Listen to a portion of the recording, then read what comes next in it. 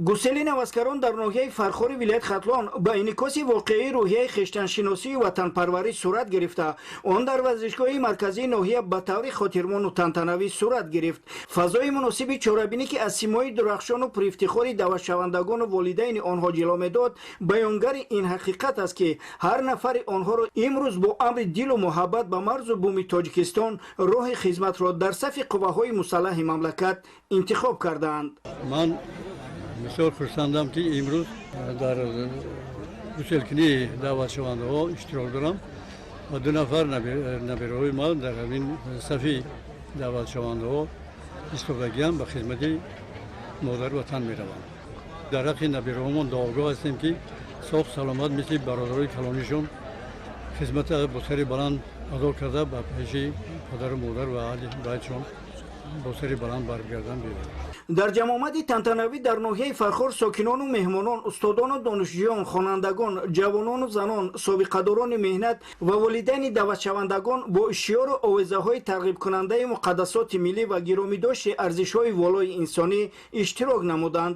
маҳз тавассути роҳандозӣ намудани корҳои тарғиботию ташвиқотӣ дар шаҳру навоҳии кишвар имкон медиҳад ки ҷавонони бо нангу номус бо пуштибонӣ аз сиёсати пешгирифтаи раҳбарияти мамлакат омодагии ҳамаҷонибаи худро баҳри ҳимояи хоки муқаддаси кишвар изҳор намоянд. ташаббуси ихтиёран ҳозир шудани ҷавонписарон ба комиссарияти ҳарбии ноҳияи фархор барои адои хизмати ҳатмии ҳарбӣ дар сафи қувваҳои мусаллаҳ далели он аст ки имрӯз ҷавонони ноҳия аз сиёсати хиратмандона ва дурбинонаи асосгузори сулҳу ваҳдати миллӣ пешои миллат президенти ҷумҳурии тоҷикистон муҳтарам эмомалӣ раҳмон пуштибонӣ менамоянд.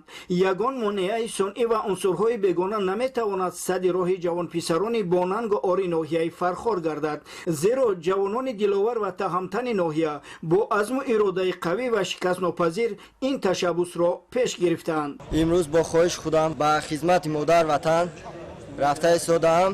мехоҳам ки хизмати модар ватанро сарбаландона иҷро карда ва пеш падар модари худ бояд сари баланд баргардам. дар замони соҳиби истиқлолии кишвар дар баробари дигар соҳаҳои хоҷагии халқ, инчунин шароити буду боши афсарону сарбозон ва таъминоти моддию техникии сохторҳои қувваҳои мусаллаҳи мамлакат беҳтару хубтар гардида, дар ин самт ягон мушкилоту монеагӣ вуҷуд надорад.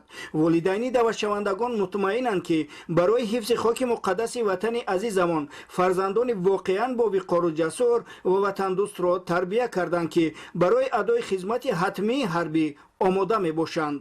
аз он хурсандам ки фарзанди охирини худро ба хизмати ҳарбӣ равон мекунам ва умед дорам ки фарзанди ман харзи ватандории худро бо сарбаландона иҷро мекунад ва бо сари баланд ба хона бармегардад. ҷавонписарон хизмат дар сафи қувваҳои мусаллаҳи кишварро чун нишонаи олии шарафмандӣ, мактаби матонату мардонагӣ ва далерию боҳиматӣ меҳисобанд. иҷро шудани нақшаи даъвати баҳорӣ дар рӯзи аввал аз он гувоҳӣ медиҳад ки ҷавонони бонанги ноҳияи фархор эҳсоси муқаддаси ҳимояи хоки ватанро болотар аз ҳама арзишҳо гузошта, омодагии хешро баҳри ҳифзи сарзамини аҷдодӣ нишон доданд. чун анъана ҳамасола ба ҷавононе ки курсҳои муддати ронандагиро дар ташкилоти ҷамъиятии мададгори мудофиаи ноҳия хатм намуданд, дар вазъияти тантанавӣ ба онҳо шаҳодатномаи ронандагӣ супорида шуд. ҳамзамон баҳри хушу хотирмон гузарондани ин маъракаи муҳими сиёсӣ, барномаи рангини консертии аҳли фарҳанги ноҳияи фархор бо суруду таронаҳои дилошӯб ва ватандӯстона пешкаш гардид ки ба даъвати баҳории ҷавонписарон ба сафи артиши миллӣ ҳусну таровати дигар бахшид.